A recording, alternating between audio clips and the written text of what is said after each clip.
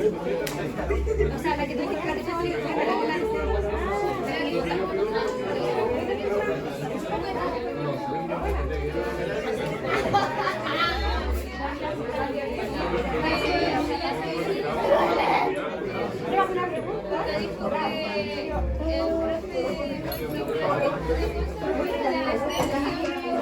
Ya, ya vamos a empezar con respiratorio.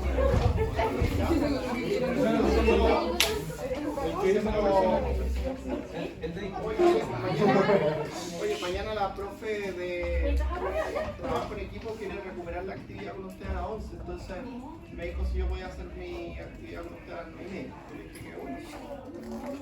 ¿Mañana? ¿O el viernes? ¿Qué tiene que hacer la actividad? Lo haga la profe de Pero no era el viernes.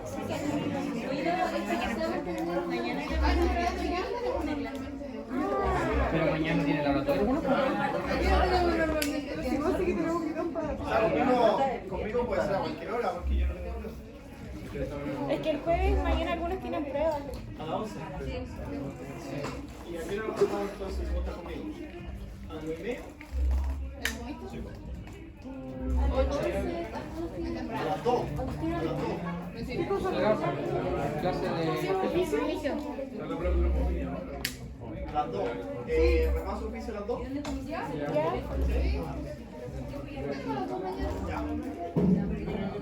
Porque para que el programa, pero la profe está con el grupo, pero yo hablo con ella. Mira, papá, ¿dónde tu casa? ¿Quién es el delegado del trabajo? 500 ya. Coordínate con la profe ya. Una simulación, pero... Ya, entonces, vamos a empezar con... Vamos a hacer unos respiratorios de digestivo para que... Vamos a seguir un poco la lógica. ¿Por qué empezamos? Mecánica, intercambio, transporte, ¿qué les cuesta? Todo. Mecánica. No le voy a mentir. Mecánica. Ya. Entonces, ya, lo que tienen que entender ahí, ¿cierto? Que la presión, eso es lo más importante. Entonces, la presión atmosférica a nivel del mar, ¿cierto? 760 milímetros de mercurio, y la presión alveolar, ¿cierto? Que a veces sale como 756, que significa menos 4, ¿cierto? Entonces lo vamos a poner de las dos formas. Entonces, cuando esto lo llevamos a centímetros de agua, esto es 0 centímetros de agua, o esto es menos 4 centímetros de agua. ¿Ya? Pero esta es variable porque la presión alveolar puede ser menos 4 o más 4. Y aquí está la intermedio que es 0, cuando son iguales. Cuando es menos 4 el aire ingresa. Cuando es más 4 el aire sale. El menos 4 lo genera la distensibilidad. ¿Ok? Esto lo produce la distensibilidad. Y el más 4 lo produce la elasticidad. Ya, y esta es la presión pleural, que la pueden tener, ¿cierto?, como 750, o también, ¿cierto?, que va de menos 10 a menos 12 centímetros de agua. ¿Ya? Y esa nosotros la modificamos con la capacidad que tienen de expansión del tórax, de los músculos. Esto depende netamente de los músculos de la musculatura torácica. ¿Ya? Entonces, cuando activamos la musculatura torácica, ¿cierto?, expandimos el tórax, en una inspiración forzada, nuestra presión pleural es más negativa. Y eso hace que, acuérdense ustedes que esto es como así. Entonces, si uno considera así,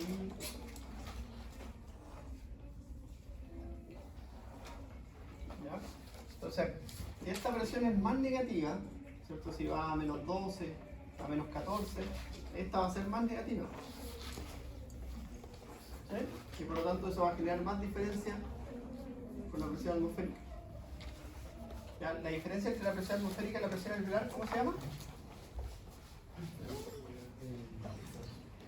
¿Cuál?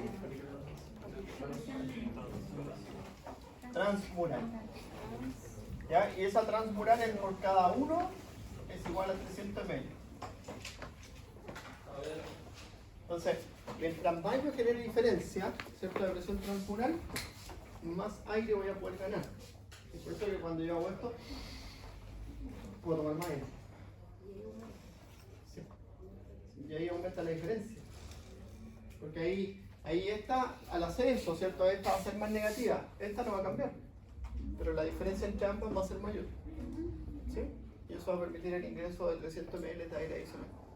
¿Ya? Entonces, obviamente, a quien controla los centros respiratorios es a la musculatura torácica. ¿Ya? Entonces, en condiciones de reposo, el diafragma es el único responsable con el músculo intercostal externo, que fija el tórax. ¿Sí?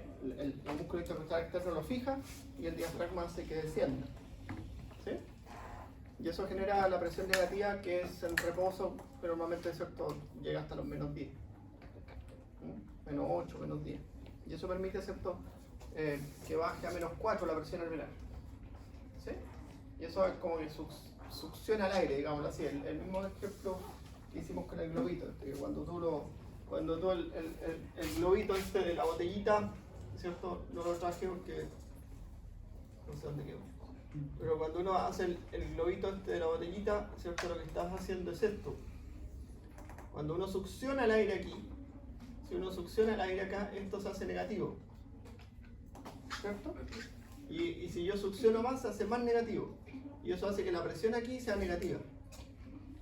Y si yo succiono más, va a ser más negativa. Entonces, esto va a hacer que el aire entre. Por diferencia de presión. Y así funcionan los pulmones. Lo mismo que presión pleural, presión alveolar. ¿Ya? Entonces, si se pierde la presión pleural, el pulmón colapsa. ¿Ya? Si se mantiene, ¿cierto? El pulmón está expandido, insuflado.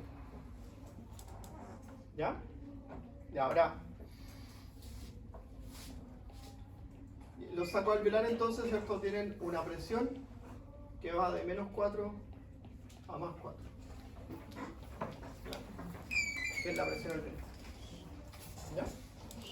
Entonces, la distensibilidad genera que esa presión sea menos 4. Porque la fuerza de ingreso de aire, es la que distiende el alveolo. Y esa fuerza de ingreso de aire se da por la diferencia entre la presión pleural y la presión atmosférica. ¿Ya? Y cuando vuelve al estado de reposo, son las fibras elásticas las que hacen que vuelva al punto de reposo. ¿Ya? Entonces, por ejemplo, fumar. ¿Quién fuma? El fumar activa la elastasas. Las elastasas son enzimas que degradan el tejido elástico, entonces producen enfisema. La enfermedad enfisematosa, que es microscópica al inicio, ocurre un poquito al alveolo y después a largo plazo se transforma en el enfisema del fumador, la tos del fumador o la enfermedad respiratoria del fumador, que es como una patología que se va instaurando crónicamente en las personas que están expuestas al humo de tabaco o que fuman, o que las que están los fumadores pasivos terciarios, que están expuestos a la contaminación de los muebles, de las cortinas. Por eso que es tan irregulado eso, porque está chico probado que eso es así.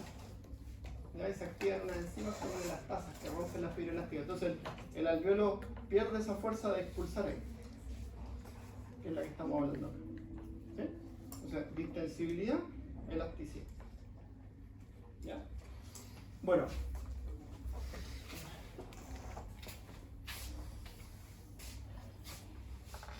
¿Entienden entonces la mecánica ventilatoria cómo ocurre por las diferencias de presión? ¿Sí? Si yo rompo la pared torácica, ¿cierto? Con un objeto, o a veces, ¿cierto?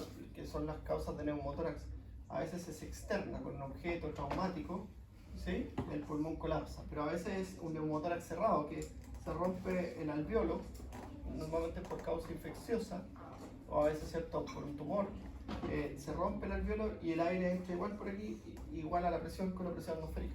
Y el pulmón igual colapsa. ¿Ya? Un neumotórax cerrado, un neumotórax abierto. ¿Ya? ¿Quién les va a ayudar a darse cuenta de eso a ustedes, que son los que lo van a diagnosticar? El pulmón, ¿cierto? Cuando está en la pared torácica, al hacer esto genera, ¿cierto?, un murmullo, que es ese ruido de... que se escucha con el fonendoscopio. Y si no está ahí, no se escucha nada, se pierde. Entonces cuando pasen la semiología les van a decir, lo normal es el murmullo pulmonar conservado, que es un murmullo, ¿ya? Y anormal es que no esté presente. Y eso normalmente ocurre cuando el pulmón no tiene agua en este espacio o el pulmón está colapsado, ¿ya? Los ruidos de la patología obstructiva son de otro tipo. Normalmente son crépito y sibilancia. Sibilancia es que es porque como el aire se desvía, es como cuando tú soplas un tubo y suena... ¿sí? Suena como eso, como cuando hacía... Son esas sibilancias que son mucho más chiquititas, ¿cierto? Tú las escuchas porque el aire se va desviando por la presencia de secreción. ¿Ya? Bueno, ya. Esto nos lleva, ¿cierto?, a lo siguiente, que son los volúmenes pulmonares, ¿cierto? Y el volumen más importante, ¿cierto?, es el volumen tidal, o el volumen corriente. ¿Ya? Que, como les decía yo, aproximadamente 500 ml en un adulto de 70 kilos, un hombre de 70 kilos. ¿Ya? O, como se lo enseñé yo, de 5 a 6 ml por kilogramo, ¿cierto? Porque uno le dice, oye, es un adulto de 70 kilos, pero en un niño de 5 a 6 ml. ¿Ah?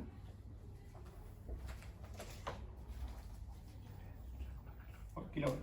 Ya. El volumen corriente es la cantidad de aire que movilizamos, ¿sí? Pero nosotros queremos saber cuál es la cantidad de aire que llega efectivamente a los alveolos. Y ahí ocupamos, ¿cierto?, el volumen alveolar o la ventilación alveolar, ¿sí? Y el volumen alveolar va a ser igual a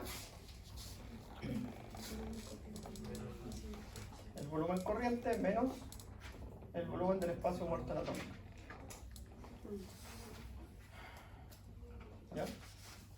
El volumen del espacio muerto anatómico. ¿Qué es el espacio muerto anatómico?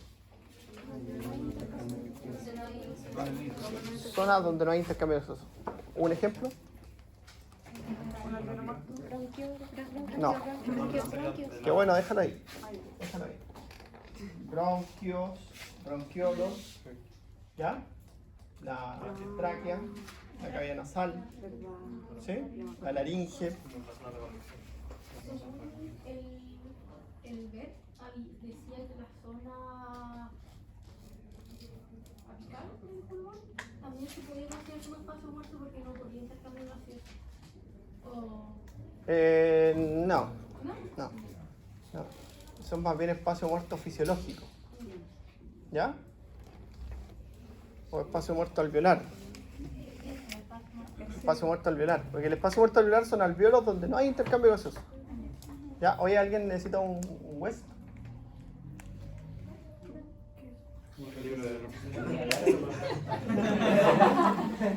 ¿Ah?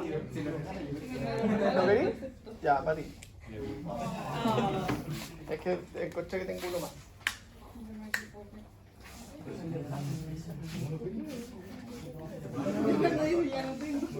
Vamos a buscar después. ¿Ya?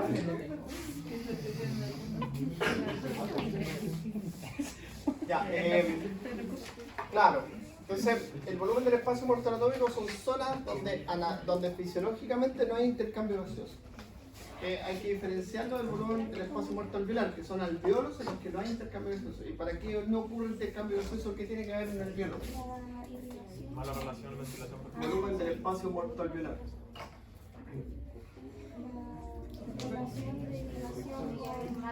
Claro, o el alveolo está mal ventilado o está mal irrigado. Y ahí sí, anatómicamente, ¿cierto? Los alveolos apicales que están menos irrigados, normalmente no hay intercambio gaseoso en condiciones de reposo. Y en los alveolos basales no hay una adecuada ventilación en condiciones de reposo, pero constituyen espacio de reserva. ¿Ya? Entonces, si yo quiero respirar más o ganar más aire, ahí le echo mano. Y acuérdense que el consumo de oxígeno puede pasar de 250 ml a 6800 ml. ¿Sí? Y eso es un cambio gigante. ¿Sí? Perfecto. ¿Cuál es la diferencia entre el espacio muerto alveolar y el espacio muerto anatómico? El espacio muerto alveolar son alvéolos en los que no hay intercambio gaseoso, pero el alvéolo es en la zona de intercambio. Entonces el alvéolo no es parte del espacio muerto anatómico. ¿Ya? O sea, de hecho tú dices ventilación alveolar es igual al volumen corriente menos el volumen del espacio muerto anatómico. ¿Ya? Pero hay otro concepto. Ventilación alveolar efectiva es igual al volumen corriente menos el volumen del espacio muerto fisiológico. Y este es la suma del volumen del espacio muerto anatómico más el volumen del espacio muerto alveolar. Entonces, ¿cómo es que los bronquiolos o la nariz, eso es espacio muerto Anatómico. Porque son zonas donde no hay intercambio. ¿Ya? Porque nuestro intercambio gaseoso ocurre en la membrana respiratoria. ¿Ya? Profe, ¿los alvéolos de la zona apical también sirven de reserva? También son de reserva. También. Son de reserva absoluta. ¿Y eso por qué está dado? Acuérdense de eso. Vamos borrando un poquito. Porque si tú consideras el pulmón, ¿cierto? En la zona apical, por efecto de la gravedad, hay más presión pleural. Hay más presión pleural. Entonces, la diferencia atmosférico-alveolar aquí es mayor. Eso por efecto de la gravedad, por el peso de los pulmones. Pero también por efecto de la gravedad, en esta zona se está más irrigación. Esta zona es más irrigada por efecto de la gravedad. Entonces, la zona media es la zona efectiva. Se llama zona efectiva real. Ya, donde hay intercambio. Eso es lo que ocupamos más bien en reposo. Ahora, eso desde el punto de vista fisiopatológico les sirve, porque localizan las lesiones en diferentes regiones de acuerdo a eso. Por ejemplo, en la zona media normalmente son las enfermedades respiratorias agudas. Se localizan ahí, en la división, la bifurcación de los bronquios y en los alvéolos que están en esa zona. En cambio, por ejemplo, cuando una enfermedad llega por la vía sanguínea, normalmente se localiza acá. Cuando se necesita más oxígeno, los de reserva se ocupan primero los basales y después. No, eso es como en general. ¿Ya? También son muchos capilares de reserva. Entonces imagínate que el gasto cardíaco también aumenta. Y el gasto cardíaco aumenta de 5 litros a 25 litros, ¿te acuerdas? Ya, pues, pero el corazón izquierdo también aumenta a 25 litros. Entonces el pulmón tiene esa capacidad de recepcionar eso. Y no aumenta la presión pulmonar. No aumenta la presión pulmonar, no cambia. Yo creo que tiene un área de sección transversal gigante. Y ahí aplicáis el sistema cardiovascular, que es lo anterior. El área de sección transversal de los capilares pulmonares es gigante. Entonces, el gasto cardíaco del corazón derecho también va a aumentar a 25 litros, pero el pulmón lo va a poder absorber y no va a cambiar su presión. Ahora, hay una enfermedad que es de baja presentación en la población que se llama cor pulmonar, que es la hipertensión pulmonar, ya que normalmente son alteraciones de los capilares pulmonares y de los vasos sanguíneos pulmonares. ¿Ya? Pero es de muy baja presentación. Ya, ahora entonces la ventilación alveolar. Y si tú quieres saber la ventilación alveolar minuto, tienes que hacer lo mismo. El volumen corriente menos el volumen del espacio muerto anatómico, pero se multiplica por la frecuencia respiratoria. Porque quieres tener un parámetro que te lo permita calcular por minuto. ¿Sí? Entonces lo tienes que multiplicar. ¿Ya?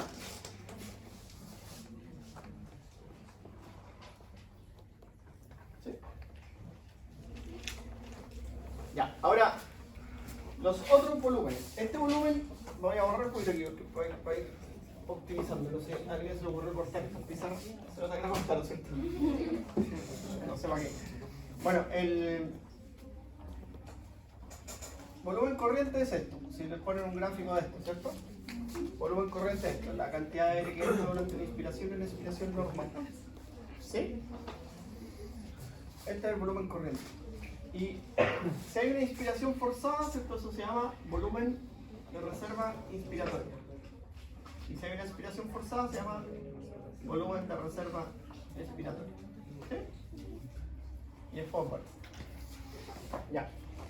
Entonces, cuando nosotros medimos todo esto, a eso lo llamamos capacidad vital. ¿Sí? Capacidad vital. Capacidad son la suma de volúmenes. ¿Sí? Capacidad vital. Si lo hacemos en un esfuerzo máximo, se llama capacidad vital forzada. CP. Ya. Y ahí aparece la capacidad de reserva inspiratoria, o la capacidad inspiratoria, la capacidad expiratoria, cuando se suma este con este, o si se suma este con este. ¿Sí? Y si le sumamos el volumen residual que está aquí abajo, ¿cierto? Eso se denomina capacidad funcional residual. ¿Sí? Eso es cuando sumamos el volumen corriente, el volumen de reserva expiratoria y el volumen residual, la capacidad residual funcional. Y por eso yo les decía que es súper importante esa capacidad residual funcional, porque esa capacidad residual funcional va cambiando en las enfermedades respiratorias normalmente. Porque casi todas las enfermedades respiratorias te llevan al patrón de ir aumentando el volumen residual. ¿Sí? Por distintas causas. Se pierde la distensibilidad, a veces por dolor, incluso el dolor se hace que la inspiración sea más corta y más breve. Y la expiración es más corta y más breve, entonces el volumen de reserva, el volumen residual va aumentando, y eso va afectando la capacidad de incorporar más aire. La gente que tiene mucha reserva tiende a toser. También se asocia con tos. Porque se empieza a cambiar cuando los pacientes empiezan a tener enfermedad respiratoria crónica y empieza a aumentar la capacidad residual funcional, empiezan a tener un cambio en la conformación del tórax. Anatómicamente empieza a cambiar y se empieza a transformar en un tórax en tonel. Y ese tórax en tonel es menos eficiente para la expulsión natural de las secreciones. Porque en el sistema respiratorio hay secreciones, tú estés sano, estés enfermo, hay secreciones. Lo que pasa es que en la enfermedad respiratoria crónica la secreción está aumentada porque hay una hiperplasia de las glándulas. ¿Ya? También hay hipertrofia del músculo liso. Entonces, la respuesta de los bronquios en sí es más exagerada. Cuando tú ves el bronquio de una persona con asma, ¿cierto? Con hiperreactividad bronquial, que es la entidad fisiopatológica del bronquio es así. ¿Ya? Versus el bronquio de una persona sana, ¿cierto? Que sus bronquios son así. Clara diferencia. Eso se llama hiperreactividad bronquial. Esas personas tienen más glándulas, más músculo liso y por lo tanto responden mucho más agresivo a los irritantes. ¿Ya? Otra cosa que es importante de esto es la regulación autonómica, ya que eso es parte de la resistencia neurolástica, ¿se acuerdan? Entonces el sistema simpático broncodilata tanto los receptores beta-adrenérgicos que están asociados a receptores de ABP cíclico. Eso es de la primera materia, pero eso se tiene que saber ahí. ¿Ya? ¿Por qué? Porque es sencillo, ¿verdad? Es sencillo, porque yo les digo a ustedes, ya, el receptor beta 2 adrenérgico es un receptor que aumenta el ABP cíclico, ¿ya? Y el ABP cíclico nosotros sabemos que se degrada por la fosfodiesterasa en 5-AMP, ¿ya? Pero el ABP cíclico nosotros sabemos que activa la proteína quinasa A, y la proteína quinasa A produce broncodilatación, ¿ya? Eso nosotros sabemos. Y eso es tan importante porque el próximo año, ¿cierto? Nosotros vamos a ver un compuesto farmacológico que estimula el receptor. Salbutamol y sus amigos, salmeterol, fenoterol, permeterol. ¿Ya? Que nos diferenciamos en que uno actúa más rápido, otro actúa más lento, otro actúa más largo, otro actúa más corto. Y tenemos cierto.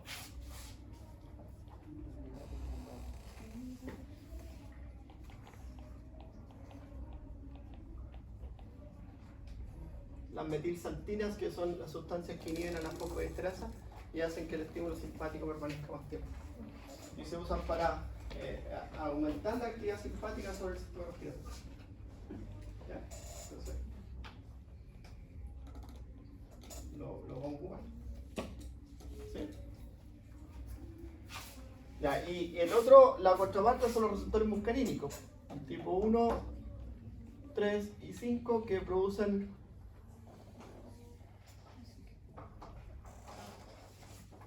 proteína G inhibitoria e inhibición de ese proceso. Entonces, los otros fármacos que se ocupan en el aparato respiratorio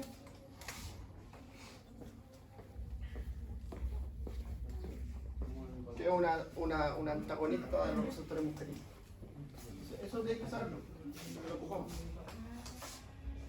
¿Ya? Y el ilimatropio es el fármaco que se usa en el EPOC y el salbutamol es el fármaco que se usa en la de base. Todos los pacientes ocupan eso. Si tienen crisis, van sumando los otros. Fármacos que estabilizan los mastocitos y evitan que el sistema respiratorio libere histamina, que la histamina provoque un tic. Fármacos que bloquean los leucotrienos, que evitan que los leucotrienos hagan su efecto de aglomeración de neutrófilos, broncoconstricción, broncosecreción. La aminofilina y la teofilina, que se ocupan poco porque tienen muchas reacciones adversas. Inhibir la fosfodiesterasa, tú sabes que va a afectar muchas funciones, así que, pero se tienen que usar a veces. Por ejemplo, las personas que tienen insuficiencia respiratoria en los obesos mórbidos, a veces se da insuficiencia respiratoria por dificultad respiratoria. ¿Sí? Y tienes que darle un fármaco que estimule la musculatura. Y la aminofilina y la teofilina estimulan la musculatura. O a veces tú dices no tiene un obeso mórbido, sino que usted está haciendo una anestesia y el paciente está flojito para respirar. Entonces le pone aminofilina, que es el fármaco clínico de uso intrahospitalario, para que empiece a respirar mejor. Pero bueno, por la vía endovenosa pasan 3 segundos y el paciente empieza a respirar. ¿Ves? Si no hace una acidosis respiratoria y ahí la cosa se empieza a complicar. Ya. Ya. Ya, y esto nos lleva al examen de todo esto, que es la espirometría. ¿Cierto? Que eso también siempre me preguntamos mucho porque es muy importante. Y todo esto son parte de la formación que ustedes tienen que tener. Todas estas cosas son parte de la formación del médico ginecólogo. ¿Verdad? Yo tengo muy claro lo que tienen que saber. ¿Sí? Las 3 veces que se ha acreditado esta carrera, y ya estaba la acreditación. Sé lo que tienen que saber ustedes. ¿Ya? Y ahí están los conocimientos de la espirometría. La espirometría, ¿cierto? Hay distintas formas de mirar el gráfico, hay distintos gráficos. Hay un gráfico que es volumen, que está en litros, versus el tiempo, que está en segundos. Y ahí te da un gráfico que es así.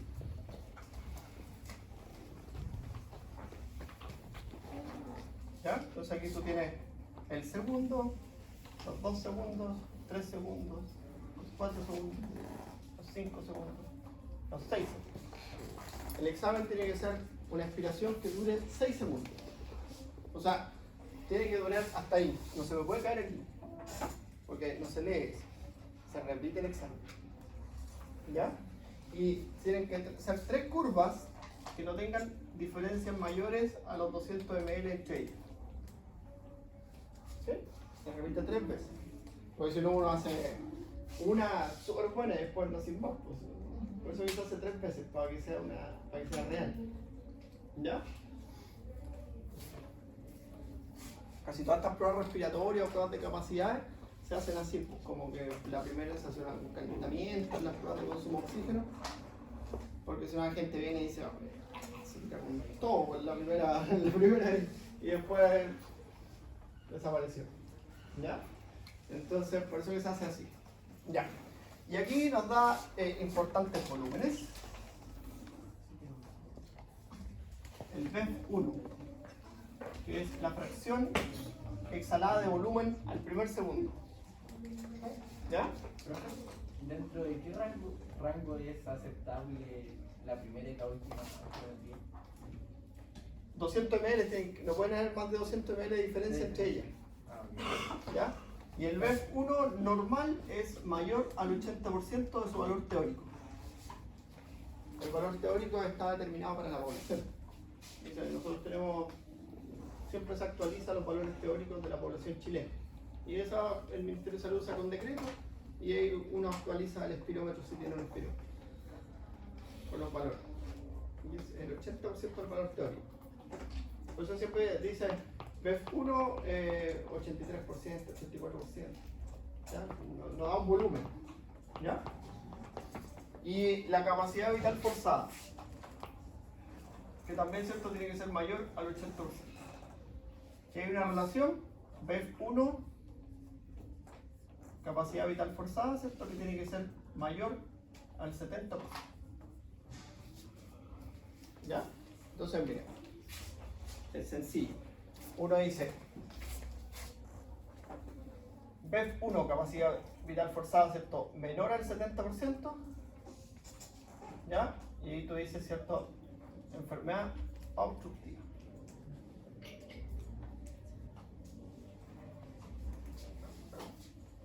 ¿Ya? Y esa enfermedad obstructiva, ¿cierto?, tú, si es solo con el BEF1 disminuido, obstructiva pura. Y si la enfermedad obstructiva es, además con la capacidad vital forzada, es patrón mixto. O sea, obstructiva restrictiva. O sea, si la relación BEF1 capacidad vital forzada es menor al 70%, tú vas a mirar el BEF1. Si el BEF1 está disminuido, es patrón obstructivo puro. ¿Ya? Si no está disminuido, pero está disminuido la capacidad vital forzada, ¿cierto?, es patrón obstructivo restrictivo, que se llama patrón obstructivo mixto. Y si está solo disminuida la capacidad vital forzada, es patrón restrictivo puro. ¿Ya? Entonces así. Okay.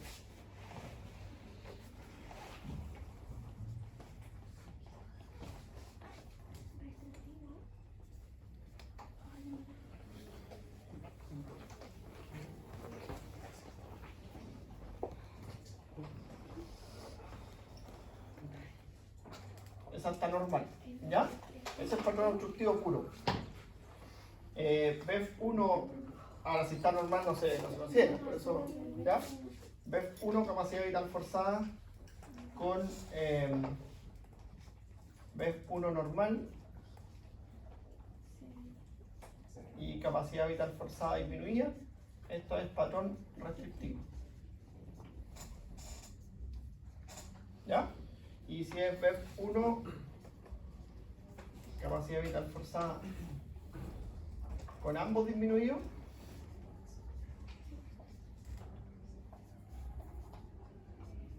este es mixto, patrón mixto, obstructivo restrictivo. ¿Ya? Que normalmente casi siempre las manifestaciones obstructivas son el EPOC y el asma, ¿cierto? O la bronquitis obstructiva. Y esa sería la enfermedad aguda. Pero tú no vayas a hacer una espirometría con una bronquitis obstructiva porque está contraindicada. Está contraindicada en todas las patologías que producen dolor.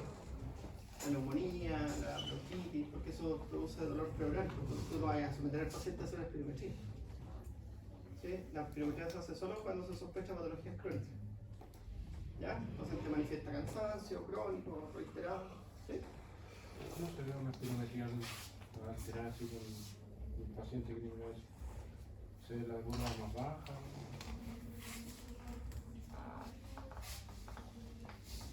Entonces, a veces hacen esto, mira. La capacidad vital forzada llegó a lo normal, pero el BEF1 está disminuido. ¿Sí? O a veces hacen esto.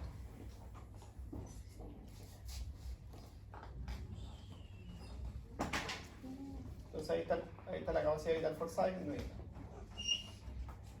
¿Ya? Normalmente eso no es tan exagerado como así. Y ahí está disminuida la capacidad vital forzada. ¿Ya? Y en las patologías restrictivas son la fibrosis pulmonar, el enfisema pulmonar, que son patologías restrictivas crónicas. El edema pulmonar también, pero el edema no se considera agudo. ¿Sí? El edema se considera agudo.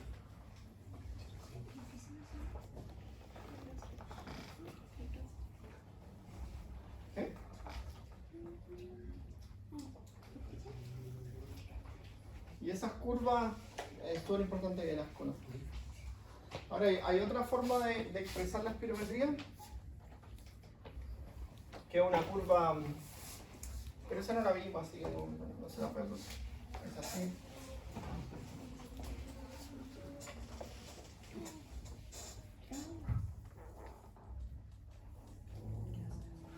Le quita el tiempo y esto es inspiratorio, expiratorio.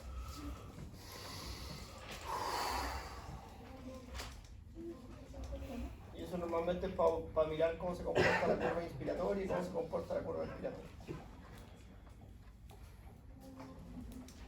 ¿Ya? Entonces, inspiratorio, expiratorio. Eso. Ya veamos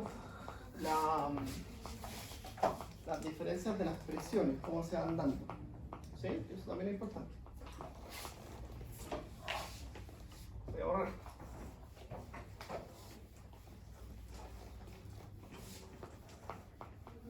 Ya, acuérdense que lo que tú vas a obtener es la presión parcial de un gas.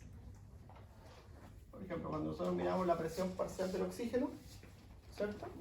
Nosotros en el ambiente, la presión parcial del oxígeno, ¿cierto?, está dada por la concentración de oxígeno, que es la FIU, ¿sí?, que es 0,21 siempre, y esto multiplicado por la presión atmosférica,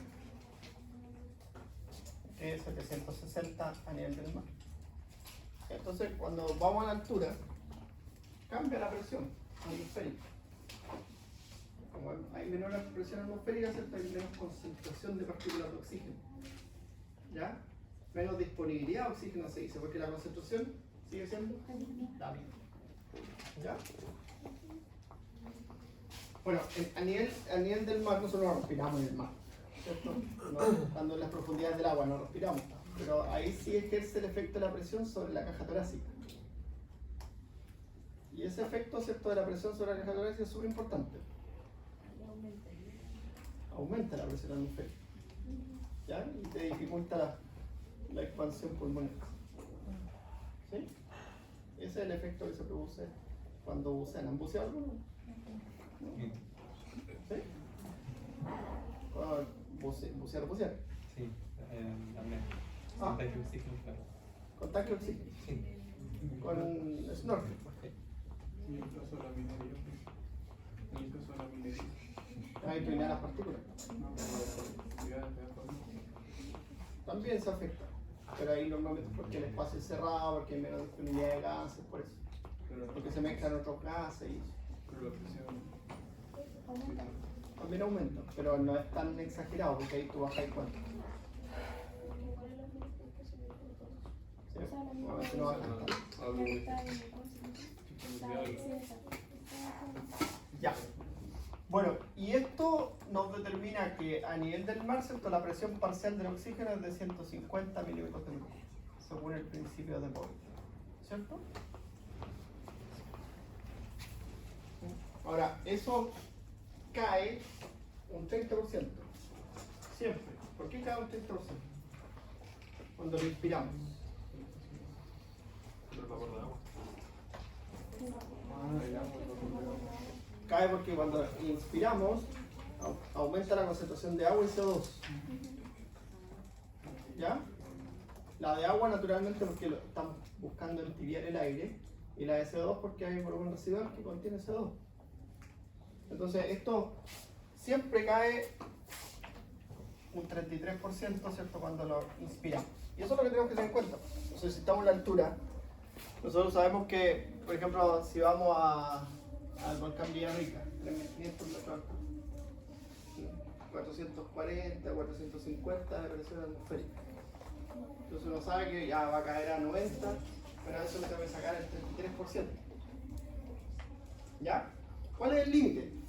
El límite es que nosotros en el alveolo, y por eso es importante saber esto, en el alveolo el intercambio gaseoso se produce porque la concentración de oxígeno aquí es de 60 milímetros de mercurio, que es la presión venosa de oxígeno, ¿cierto? Versus la presión alveolar de oxígeno, que es de 100, ¿cierto? Que resultó en 250.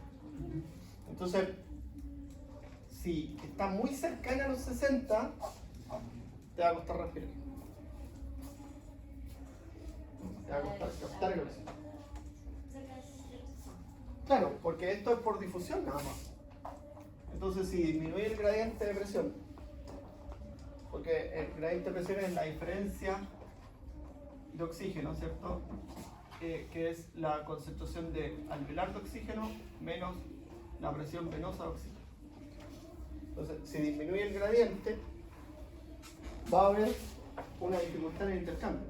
Entonces, cuando uno va a la altura, ¿cierto? Normalmente pasa eso. Y hay menos capacidad, ¿cierto? de captar oxígeno, porque hay menos flujo. O sea, puede haber más flujo, pero la concentración es menor. ¿Ya? Y hay lugares, ¿cierto? O situaciones de altura en que tú necesitas oxígeno, sí o sí.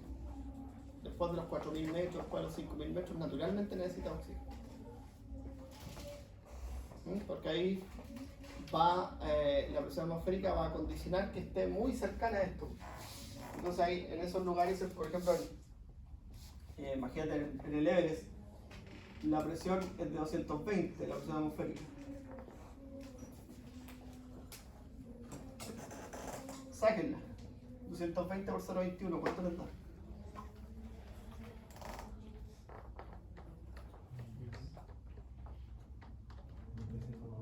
¿Cuánto? 46,2. Mira aquí.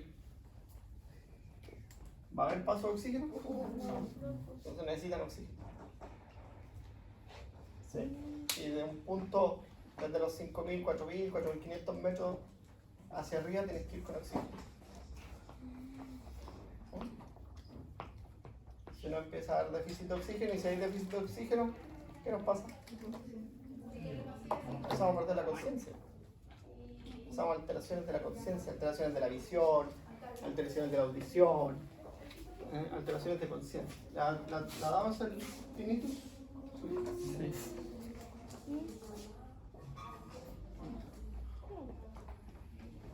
Y empieza a ver cómo empieza la visión, se empieza a poner más oscura, empieza a ver como un puntito, se pone lento, las manos grandes, a mirar y no se grandes las manos. ¿Sí? Se empieza a edematizar en realidad. Entonces eso es lo importante de esto. Ya, ahora, aquí en el alveolo, ¿cierto? Esta es, si nosotros queremos calcular la presión alveolar de oxígeno, es una fórmula gigante. ¿Sí? Que incluye eso y también incluye, ¿cierto?, el cociente respiratorio, la presión exhalada de oxígeno y así. ¿Ya?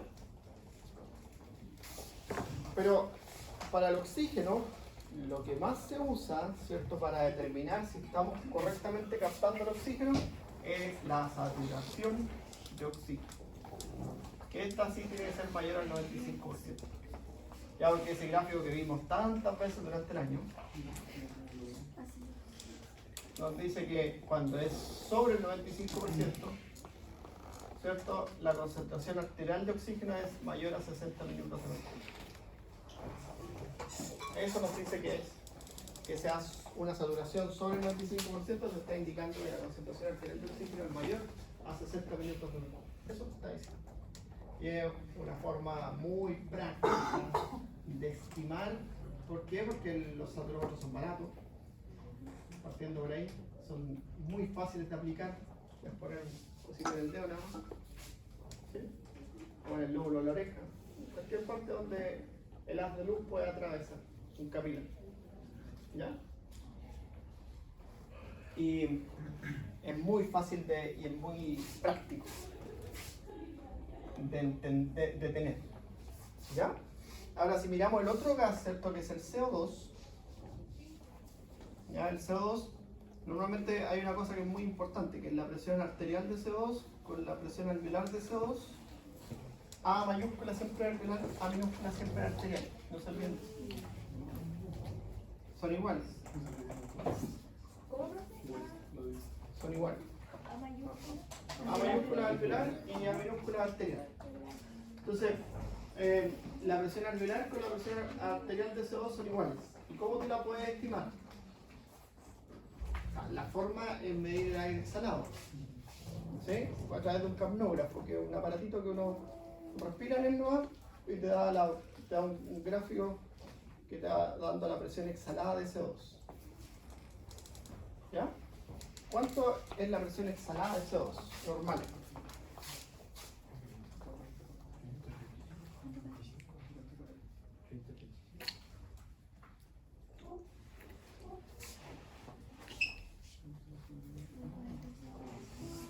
...25 a 35 litros por mercurio. Esa es la presión exhalada de CO2. ¿Ya? Ya, ¿y la presión arterial cuánto es lo normal?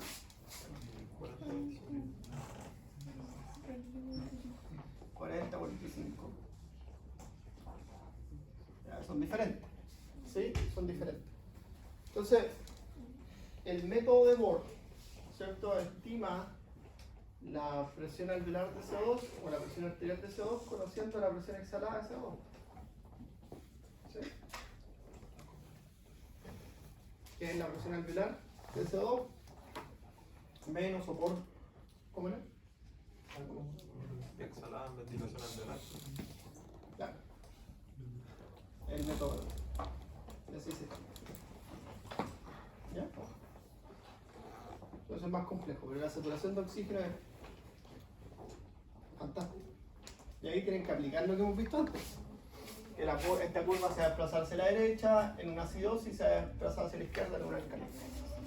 ¿Sí? La acidosis es provocada por aumento de CO2.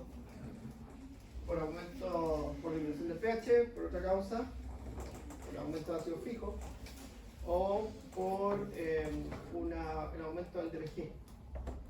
El DPG, ¿se acuerdan lo que era el DPG? Es un subproducto que normalmente va a estar aumentado cuando hay déficit de oxígeno, porque es un subproducto del metabolismo anaeróbico del eritrocito. Entonces, si hay una acidosis en el eritrocito, la hemoglobina no va a poder unirse correctamente al oxígeno. Se une a los protones, se une al hidrógeno y también se une al CO2. ¿Ya? Enseñándolo bien.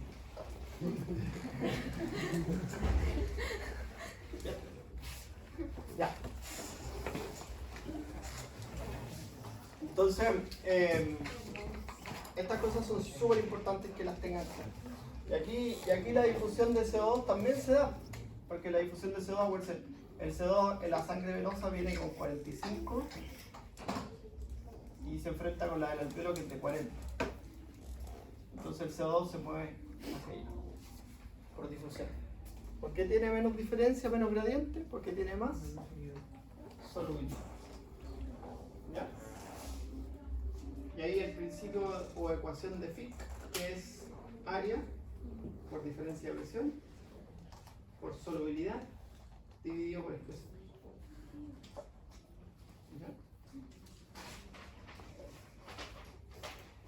Ya hasta las 3 no, pues eso van a ir cayendo.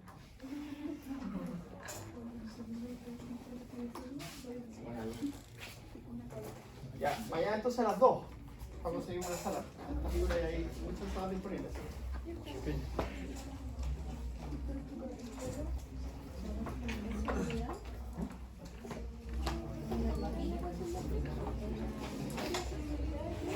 Área, solubilidad y diferencia de presión. Partido por espesor.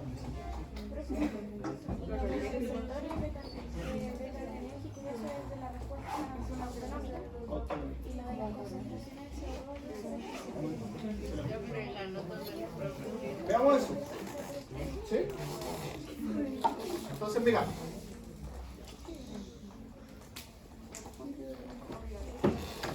Entonces, para que ocurra intercambio gaseoso, y mañana vemos intercambio gaseoso y regulación, que eso fue rapidito.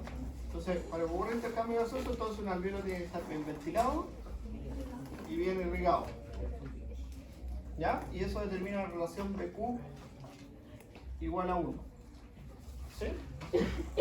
Si está mal ventilado, ¿sí?,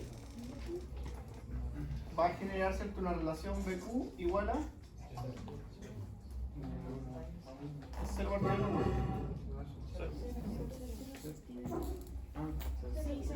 Y si está mal irrigado, Infinito. porque uno partió en cero. Entonces, ¿qué ocurre en esto? En este caso. En el alveolo mal ventilado. No,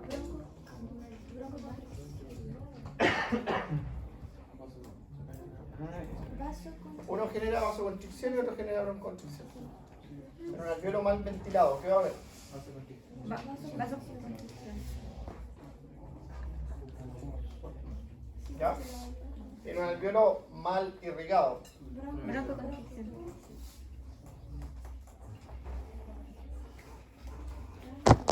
Ese es el mecanismo de respuesta. No, aparte de lo que se dijo de que como que empeoraba la compensación. ¿Cómo? Sí, como que había, no me acuerdo exactamente en qué situación, pero por este tipo de compensación empeoraba cada vez que se te queda chico. Claro, porque los alveolos que están mal irrigados van a sufrir Parece un 6. broncoconstricción. O sea, además de estar mal entregado, va a estar mal respirado. Claro, Se contrae. se contrae Pero nosotros ahí solamente tenemos que empezar con calma. con oxígeno. Pues si tú le das oxígeno, eso va a dilatar la arteria. La broncoconstricción. en caso de irrigación, Darle oxígeno. El oxígeno va a aumentar la irrigación. En la compensación.